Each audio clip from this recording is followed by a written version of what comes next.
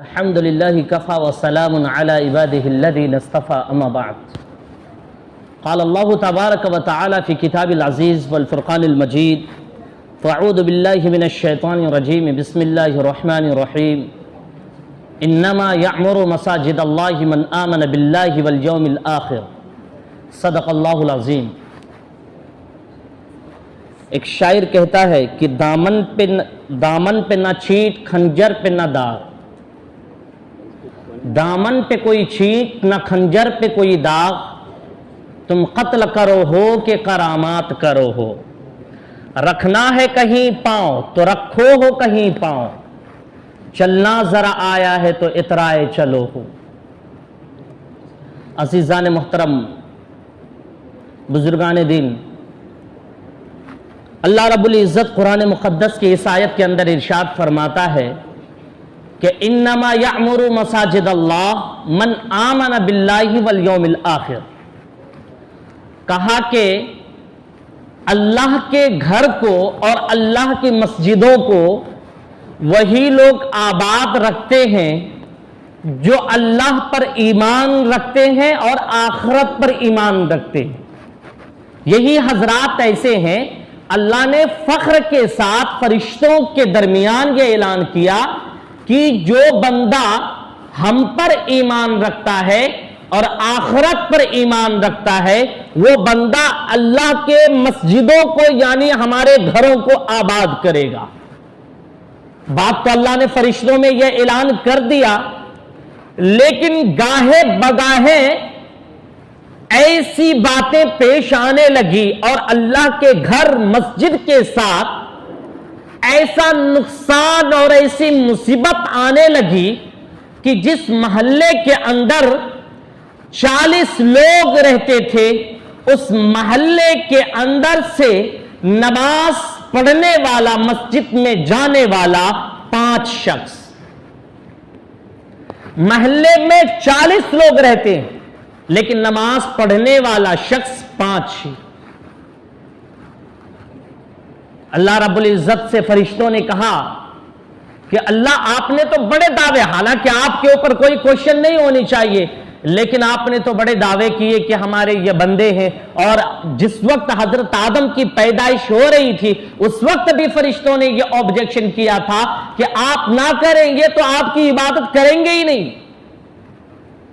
اور آپ نے پھر آیات اتاری اس پر، اس کے بلندی کے لیے کہ اللہ کے گھروں کو وہی لوگ آباد کرتے ہیں جو ایمان والے ہوتے ہیں، اللہ پر ایمان رکھتے اور آخرت پر ایمان رکھتے. آج آپ کی مسجدیں اور آپ کے گھر ویران پڑ رہے ہیں، اس کا کوئی پرسان حال نہیں، اس کا کوئی دیکھنے والا نہیں.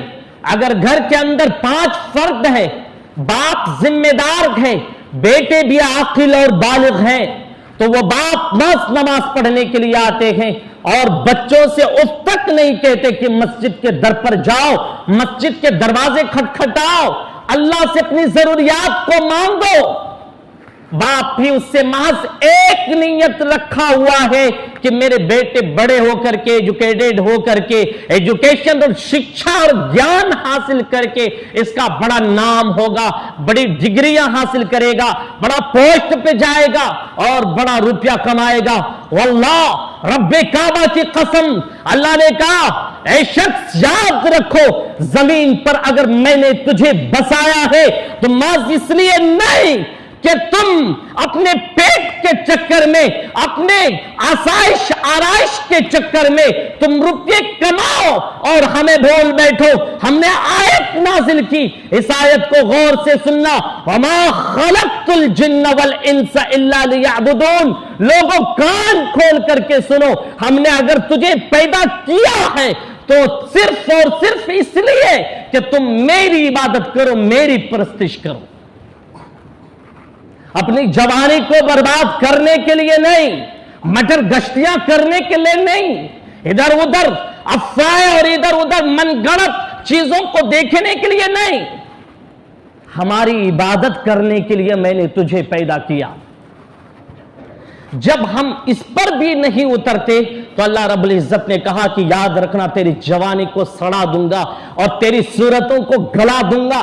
جب تیرے چہرے یہ خوشنما اور یہ خوبصورت چہرے جس پر آج تم فخر کرتے ہو, کریم لگا کر کے چلتے ہو اور خوب اپنے آپ کو طاقتور محسوس کرتے ہو, کل ایک دن آئے گا کہ جب تم ابھی ہٹے کٹے ہونے کے باوجود ایک دن آئے گا تم کرسیاں پر چڑھ کر کے نماز پڑھو گے, تمہارے گھٹنے دکھنے لگیں گے, تمہارے ہاتھ کام نہیں کریں گے, دوسروں سے یہ شکایت کرو گے کہ مجھے کھڑے ہو کر کے نماز نہیں پڑھی جاتی. ایک دن وہ بھی آئے گا جب قبر کی تنہائیوں میں تم رکھے جاؤ گے, تمہاری ہڈیاں سڑیں گی, تمہارے اوپر جسم پر کیڑے راس کریں گے. اس وقت تم جس پر طاقت دکھا کر ناز کرو گے, اس وقت تمہارا بھی کوئی پرسان حال نہیں ہوگا. اگر زندگی جینا ہے تجھے تو میری عبادت کرنی پڑے گی. حاضرین مجلس, اللہ نے تو بہت ہی باتیں کہی, انسانوں سے بڑی امیدیں لگائی اور پیدا کیا, دنیا کے اندر بھیجا اور طرح طرح کے بادشاہ بھی آئے, تقریباً بہت سارے بادشاہ آئے اور کہا جاتا ہے کہ 850 سال 750 سال مسلمانوں کی حکومت رہی. تو مسلمانوں کی حکومت رہی تو جگہ جگہ پر بڑی بڑی مسجدیں, شاندار اور جاندار مساجدیں بنائی اور ایک تب جس کی مثالیں پیش کی جاتی لوگوں میں کہ اس مسجد کے اندر پڑھ کر کے نماز پڑھ کر کے دل باغ ہو جاتا. لیکن شرط یہ ہے کہ باغ کرے گا کون؟ جب تک کوئی بندہ کنویں کے پاس نہ جائے گا تو پانی تو نکال نہیں سکتا. محض یوں کہنا باہری کہ یہ مسجد شاندار ہے, یہ ایسی مسجدیں, یہ ویسی مسجدیں, اس کو فلاں نے آباد کیا, فلاں نے بنایا, اور باہر سے اگر کوئی ہندو اس پر دھاوا بول دے کہ یہ ٹوٹنی چاہیے, یہاں پر مندر ہے اور مسجد کو ختم کرنی چاہیے, مندر بننی چاہیے. ہم اپنے گھر پہ بیٹھے چیٹنگ میں اگر کوئی ویڈیو دیکھا, میں نے کامنٹ میں جا کر کے کہہ دیا نہیں جی یہاں پر پہلے سے مسجد بنی ہوئی تھی, مندر نہیں بنی ہوئی تھی, لہٰذا مسجد نہیں ٹوٹنی چاہیے. اگر آپ مسجد صرف نہ ٹوٹنے کا دعویٰ کرتے ہیں, اس کا بھی بھرنے والا کوئی ہونا چاہیے, مسجد کو آباد کرنے والا بھی کوئی ہونا چاہیے. اللہ نے کہا کہ اگر تم ہمارے گھروں کو آباد نہیں کرو گے اور جس مقصد کے لیے ہم نے آپ کو پیدا کیا ہے, اگر اس مقصد میں آپ بھرپور نہیں اتریں گے تو ہم آپ کے ساتھ ایک معاملہ کریں گے, آپ کی پوری امت کو تباہ و برباد کر دیں گے اور اس جگہ پر ایک دوسری امت کو لا کھڑا کریں گے جس کے نواسے, جس کے پوتے, جس کے خاندان فیملی میں ایک بندہ کو ہم ایسا بنائیں گے جو ہمارے گھروں کو آباد کرنے والا ہوگا, ہمارے گھروں کو بھرنے والا ہوگا, ہم لاؤڈ اسپیکر پہ جا کر کے ہمارے چلا کر لوگوں کو کہنے والا ہوگا حیا علی الصلاۃ, آؤ نماز کی طرف آؤ, حیا علی الفلاح, آؤ کامیابی کی طرف آؤ. ان دونوں رسیوں کو پکڑ کر کے ہی آپ کامرانی اور کامیاب ہو سکتے ہیں. اگر آپ نے ان دونوں رسی کو نہیں پکڑا تو آپ کہیں کا بھی نہیں رہیں گے, نہ گھر کا رہیں گے نہ گھاٹ کا رہیں گے. اللہ نے کہا کہ اب تم کو تباہ کرنے میں مجھے 1 سیکنڈ بھی نہیں لگے گا, 1 منٹ بھی میں نہیں سوچوں گا تجھے تباہ کرنے میں. آج بات چل رہی ہے کہ بابری مسجد ہمارے ہاتھ سے چلی گئی اور دیکھتے ہی دیکھتے گیان واپی مسجد پر اب نشانہ سادھے ہوئے ہیں. ابھی فیصلہ بھی آ چکا ہے کہ اس کے تہخانے میں پوجا پاٹ کرنے کی اجازت بھی مل گئی ہے. لیکن بات یہ ہے کہ آخر یہ ہو کیسے رہا ہے, یہ ہو کیسے رہا ہے؟ آج وہاں پر پوجا پاٹ کرنے کی اجازت ملی تو آخر ملی کیوں اجازت؟ آج وہ مسجد جب شاندار تھی تو لوگ بھی وہاں کے شاندار ہونے چاہیے نا, اللہ سے لو لگانے چاہیے نا. کل کا ایک واقعہ ہے کہ ایک گاؤں میں ایک محلے میں آگ لگی. ایک بزرگ صاحب جو نماز پڑھ رہے تھے مسجد کے اندر, اللہ اللہ تسبیحات گن رہے تھے, مسجد کے اندر قرآن کی تلاوتیں کر رہے تھے, پورے محلے میں آگ لگ گئی.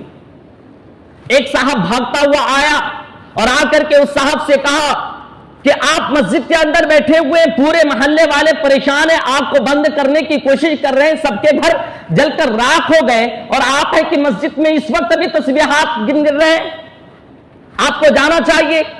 اس بندے نے کہا کہ کہ میرے گھر کے اندر آگ نہیں لگ سکتی، اللہ کی باتیں جھوٹی نہیں ہو سکتی، اللہ کے وعدے جھوٹے نہیں ہو سکتے، اللہ دھوکے باز نہیں ہو سکتا۔ اللہ نے قرآن کے اندر کہا اس آیات کو پڑھو، اس سورت کو پڑھ کر کے تم آؤ، تمہارے گھر کی ہم حفاظت کریں گے، تمہاری ہم سرکشا کریں گے۔ تو اللہ نے جب کہا اللہ کی باتیں جھوٹی نہیں ہو سکتی، کہا تم میرے گھر کو جا کر کے دیکھو، میرے گھر پہ آگ نہیں لگی۔ یقیناً محلے کے تمام گھر جل گئے لیکن وہ گھر بچ گیا۔ اللہ پر اسے یقین تھا، اللہ کی آیات پر اسے یقین تھا، لیکن آج اتنی شاندار مسجدیں بنائی گئی، آپ کا یقین کہاں چلا گیا؟ آپ کا وہ اللہ سے لو کہاں چلا گیا؟ آپ کی اللہ سے محبت کہاں چلی گئی؟ کل مسجدیں کچی تھی تو پکے تھے نمازی، آج مسجدیں پکی ہیں تو کچے ہیں نمازی۔ ہم صرف مساجد کو کہتے کہ یہی سے واٹس ایپ سے، فیس بک دوارا، ٹویٹر دوارا، کہ نہیں یہاں پر مسجد پہلے تھی، مندر نہیں تھی، اب جو توڑ رہے ہو تو ناانصافی کر رہے ہو۔ صرف چیٹ کرنے سے کام نہیں چلے گا، اللہ سے لو بھی لگانا پڑے گا، اللہ سے محبت قائم کرنی پڑے گی۔ خیرہ جان واپی مسجد ابھی ٹوٹ رہی ہے تو سب کے بدن پر مرچ لگی ہوئی ہے، ایسا کیوں ہوا، ایسا نہیں ہونا چاہیے، بادشاہ یا حاکم ظلم کر رہا، سرکار ظلم کر رہی، لیکن آپ نے تو پہلے ظلم کیا مسجد کے اوپر۔ اللہ تو کہا تھا اگر تم مجھے آباد نہیں کرو گے، میرے سرزمین کو آباد نہیں کرو گے، میرے استھان کو آباد نہیں کرو گے، میں تجھ سے کام بھی نہ لوں گا، تجھے برباد کر کے ایک دوسری قوم کو قائم کروں گا جو میری عبادت کرے۔ اللہ رب العزت کے ایک ایک بات بالکل چڑھتے سورج کی طرح کہ ہر شام جس طریقے سے ہمیں یقین ہے کہ رات ہونی ہے، دن ہونا ہے، اسی طریقے سے ہمیں یہ بھی یقین ہے کہ اللہ کی ایک ایک بات بالکل سچ ہے۔ اب یہ دیکھیے جان واپی مسجد جو ہے یہ اصل میں ہے کیا؟ یہ جان واپی مسجد، جان کا مطلب ہوتا ہے نالج، شکشا، گیان، علم، اور واپی کا مطلب ہوتا ہے نہ عقل نہ رکھنے والا شخص، جاہل شخص، واپی کا مطلب ہوتا ہے۔ تو جس کو باولی بھی بولتے ہیں، باولا، باولی، اس طریقے سے کہا جاتا ہے۔ تو یہ جان واپی اس کے طرف منسوب کر کے، یعنی کہ لوگوں نے وہاں پر نام رکھ دیا کہ وہ، چونکہ جان واپی یہ صرف مسجد کا نام نہیں ہے، یہ پورے محلے کا نام ہے، اور محلے کے نام کے طرف نسبت کرتے ہوئے اس نے جان واپی مسجد کو جان واپی کہنا چالو کر دیا۔ اس کے بغل میں ایک وشوناتھ مندر بھی ہے۔ اس کے سلسلے میں بتایا جاتا ہے کہ کس نے بنایا؟ جلال الدین محمد اکبر بادشاہ گزرا ہے۔ اس سے بھی پہلے لوگوں کا کہنا ہے کہ اس سے بھی پہلے یہ مسجد آباد تھی اور یہ مسجد بنائی گئی تھی۔ بعض لوگوں نے کہا کہ نہیں، اسی نے بنایا، جلال الدین محمد اکبر نے اس مسجد کو بنایا۔ اور بغل میں چونکہ اکبر بادشاہ یہ آزاد خیال کا اور آزاد مائنڈ کا تھا، اس نے ایک نئے دین کو ایجاد کرنے کی کوشش کی تھی، جسے اس نے نام رکھنا چاہا دین الہی۔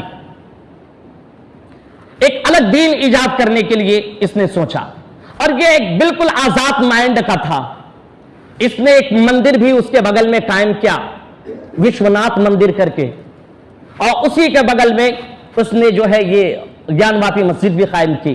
کہا جاتا ہے ایسا، ورنہ تو دوسری بات یہ بھی کہی جاتی کہ اس سے پہلے کے بھی لوگ تھے، انہوں نے قائم کیا اس کو، لیکن اب چونکہ اس کی حکومت آئی اور اس نے سوچا کہ لوگ بالکل آزاد رہنے چاہیے، لوگوں پر کوئی بھی زور زبردستی نہیں کہ آپ نماز ہی پڑھو، عبادت ہی کرو، یہی کرو، آپ چاہو تو ادھر بھی جا سکتے ہو، آپ چاہو تو ادھر بھی آ سکتے ہو۔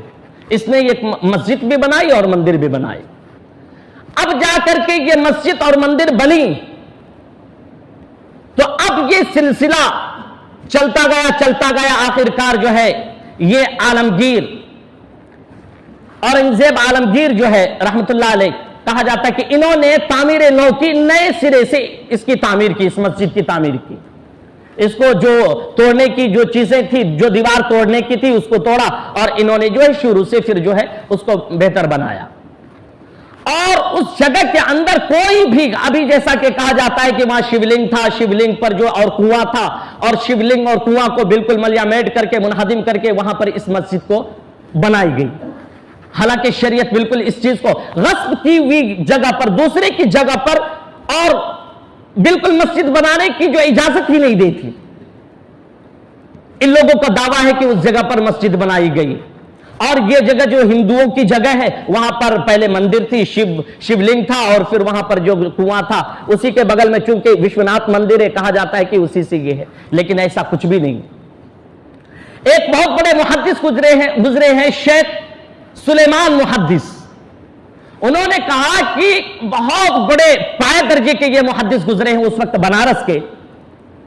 تو اس وقت یہ جو ہے مساجد بنانے کا کام کرتے تھے اور یہ بہت بڑے محدث تھے، تو جگہ جگہ پر جا کر کے یہ مسجدیں بنایا کرتے تھے. اور کہا جاتا ہے کہ یہ اکبر سے بھی پہلے کا ہے. شیخ سلیمان محدث انہوں نے مسجد بنوائی. تو ظاہر سی بات ہے کہ یہ مسجد کسی نہ تو ہندو کی جگہ پہ ہے، نہ تو زمین اس نے جو غصب کیا، ہڑپا ہے، کچھ کیا ہے. اب جا کر کے یہ جھوٹے دعوے کرتے ہیں اور یہ جھوٹی بات، من گڑت کہانیاں سناتے ہیں کہ یہاں پر پہلے مندر تھی اور اس کو توڑ کر کے مسجدیں بنائی گئی، ایسا کیا ویسا کیا. جس عالمگیر رحمت اللہ علیہ پر جو یہ بہتان لگاتے ہیں، انہوں نے یہ اور اکبر نے مل کر کے جو اس بات مندر کو توڑا. پہلے اکبر نے توڑا، اکبر نے توڑ کر کے پھر عالمگیر رحمت اللہ علیہ نے توڑا. تو یہ بالکل سراسر غلط بات ہے. یہ عالمگیر رحمت اللہ علیہ یہ وہی شخص ہے، وہی بادشاہ گزرے ہیں جنہوں نے ہندوستان کے اندر چار مندریں بنائی. اور یہ ایک ایسا بادشاہ گزرے ہیں کہ جو بیت المال سے 1 روپیہ بھی نہیں لیتے تھے. انہیں خود اللہ نے ہنر دیا تھا، یہ قرآن کو لکھتے تھے اور قرآن کو لکھ کر کے اپنا خرچ چلاتے تھے. بیت المال سے 1 روپیہ بھی یہ نہیں لیتے تھے. اتنے غیرت مند بادشاہ کے اوپر یہ الزام لگاتے. لیکن ایک دوسری بات یہ کہ دیکھیے سرکار کے تئیں کہ جیسا کہ آپ کو بتایا گیا کہ جلال الدین محمد اکبر کی جو حکومت رہی ہے 1556 سے اسٹارٹ ہوتی ہے 1606 تک ان کی حکومت اس زمانے میں رہی. اور اس سے پہلے بھی وہ مسجد تھی. اب جب آزادی کے بعد 1947 کے بعد جب یہ دیش آزاد ہوا، دیش آزاد ہونے کے بعد ہندوؤں نے مسلمانوں کی زمینیں لی، مسلمانوں نے ہندوؤں کی زمینیں، یعنی کہ ادھر ادھر زمینیں بہت ہوئی. اب اس وقت جو بنارس کا ڈسٹرکٹ کورٹ تھا اس کے اندر اس مسجد کے سلسلے میں 1556 میں جو ہے ڈسٹرکٹ کورٹ کے اندر یہ باتیں آئی کہ اب جو ہے یہ مسجد کا فیصلہ ہمارے حق میں سنا دیجئے، یہ مسجد ہماری ہے. تو اس وقت کورٹ نے اس کو خارج کر دیا تھا. اور 1991 میں 1991 میں سرکار نے ایک لیٹر جاری کیا تھا. اس لیٹر کے اندر یہ بات تھی کہ اگر 1947 سے پہلے جو زمینیں مسلمانوں کی ہندوؤں میں گئی، ہندوؤں کی زمین مسلمانوں نے لیا، اب وہ کیس دائر اگر ہوگا، کوئی کیس دائر کرے گا، FIR کرے گا، تو اسے 3 سال کی سزا سنائی جائے گی. 1991 کے اندر جو یہ بنارس کا ڈسٹرکٹ کورٹ نے جو یہ بات جاری کی کہ اگر 1947 سے پہلے کا کوئی بھی اگر مقدمہ کوئی دائر کرے گا زمین کے سلسلے میں خاص طور سے، تو اس کو 3 سال کی سزا ہوگی. اب کہیں گے یہ بابری مسجد کا سلسلہ تو اس سے پہلے بھی ہے. چونکہ یہ بابری مسجد کا سلسلہ جو تھا یہ انگریز کے زمانے سے چلا آ رہا تھا. انگریز جس وقت حکومت کر رہا تھا اس وقت ہی جو کورٹ کے اندر جو ہے یہ مقدمہ چلا گیا تھا. لیکن اب یہ جو ہے جان واپی مسجد کا جو میٹر ہے وہ تو ابھی داخل کیا گیا. اب جبکہ سرکار نے اس وقت یہ نوٹس جاری کر دی، جب کورٹ نے یہ نوٹس جاری کر دیا کہ 1947 کے بعد اگر کوئی کسی کے سلسلے میں مقدمہ دائر کرتا ہے کسی زمین کے سلسلے میں، اسے 3 سال کی عمر 3 سال کی سزا ہونی چاہیے، تو کیوں نہیں دیتا؟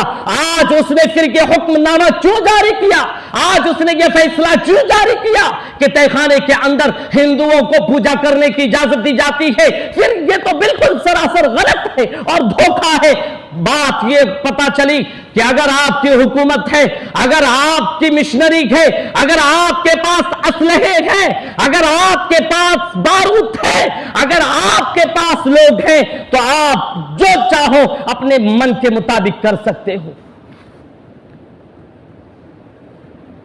حاضرین مجلس، بات اصل یہ ہے کہ اللہ رب العزت سے ہمارا لو اور ہمارا تعلق، ہماری محبت اس قدر میٹتی جا رہی ہے۔ اللہ رب العزت نے کہا یاد رکھنا، اگر میرے پاس تم نہیں آؤ گے، ہمارے گھروں کو نہیں بھرو گے، اس گھر کو ہم بالکل منہدم کر دیں گے اور تمہیں بھی ہم نیست و نابود کر دیں گے، اور تمہاری جگہوں پر دوسرے لوگوں کو قائم کریں گے جو لوگ ہماری عبادت کریں گے۔